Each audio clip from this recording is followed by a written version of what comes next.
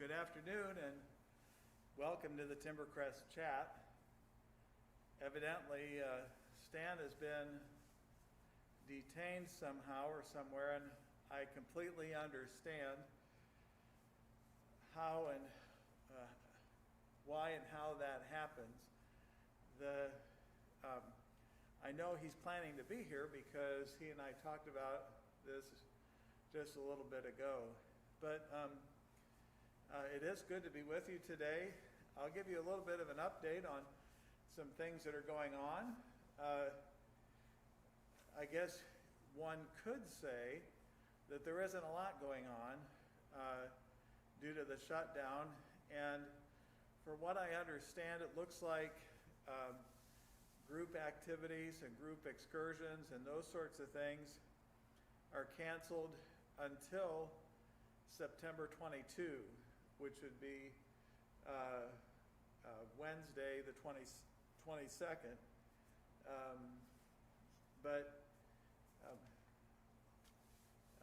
The important thing is to remember that the shutdowns don't last forever, and so we'll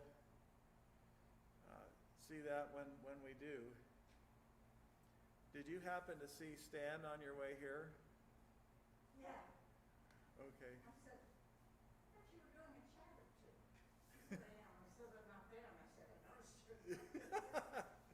So the latest report is that Stan is on his way. I'm just kind of going over a couple of announcements and those kind of things until he gets here. I want to encourage you, though, as long as the weather holds out, that there are still plenty of things to do. You can still have visits with family members outdoors. We have several places where family members can visit. There's a tent in the courtyard, there's a gazebo, there's the portico outside the chapel. So please take advantage of that, and also take advantage of the beautiful weather as it's turning to fall. It's a nice place to go out and just take a walk through the woods and see the changes of things that are happening. And speaking of changes of things, sorry for the late arrival.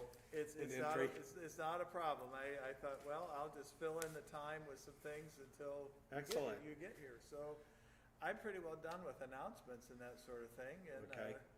So a man who needs no introduction. I need to get one of those canned applause buttons that just or something. Everybody clapping. And what do you have to share with us today, Stan? So, if I could, Brian, the announcement, what I need to share is pretty important. Sure. And so, if I could get you to move away so I can take my mask off. Oh, sure, not a problem. If you would, please. Sure, no problem. You're not the first person who's asked me to move away. I'm sorry that I need to do this, but I'm concerned because a number of residents has said it's very difficult to understand with the masks on when we're on Channel 3. And what I need to talk with you about today is too important to risk people not hearing. This is one of those days where there are two fairly important pieces I want to share. One is an update on the installation of Metronet's services to the campus.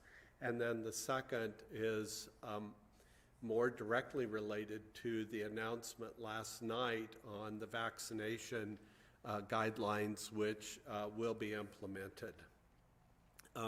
My late arrival today is one of those days when the many different hats that I get to wear came to play all at once. We are very grateful to have Dr. Lori Zimmerman in the building with us this afternoon from 1:30 until 4.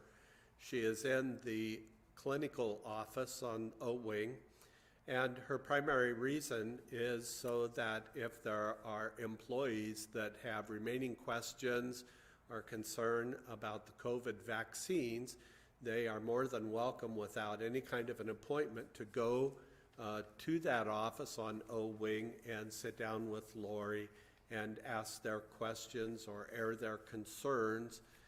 Lori has done an excellent job in our community encouraging people to get the COVID-19 vaccination.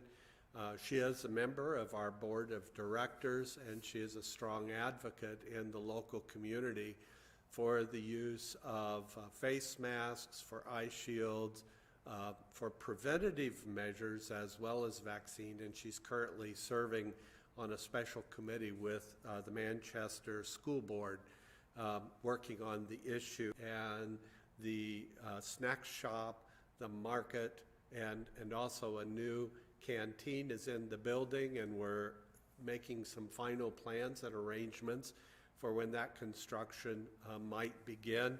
And we'll keep you posted once we have official announcements of when they're going to begin their work. I want to reassure you that anytime we have contractors in the building, that they are meeting all the requirements of the Indiana State Department of Health for either vaccination or testing or both. They all have to screen in just as every employee, and they will be wearing PPE as required during all aspects of their work indoors. Which leads us probably to what's on healthcare, will now be falling under the mandate for vaccination. Now, understand that under any mandate, there are also requirements of the EEOC, or the Equal Employment Opportunity Commission, that give people the right to have exceptions based on a medical exception that a physician has to declare and sign off on and has to be submitted to the employer and on record. And the second one is an exemption for religion. We keep seeing those pop up with each of these mandates as something that will take place. And those are requirements. But along with those exceptions come requirements of weekly testing, of masking. Even when we might not be able to mask anymore, people who don't get the vaccination will have to continue to wear masks. Under this new guideline, which we will follow at Timbercrest, the penalties are pretty severe if we don't comply. Today, the White House released the paper. It's now in front of OSHA for implementation and the Center for Disease Control, Center for Medicare Medicaid Services. They now put together the guidelines. The penalties for non-compliance with the new regulations is $14,000 per individual per occurrence of violation. So the penalties are extremely steep. And Timbercrest will be very strict in adherence to the requirements as they're put out. Timeline, yet to be announced. Leading Age Indiana sent out an email from National Leading Age, which is our National Association of Not-for-Profit, Long-Term Care, CCRCs, Retirement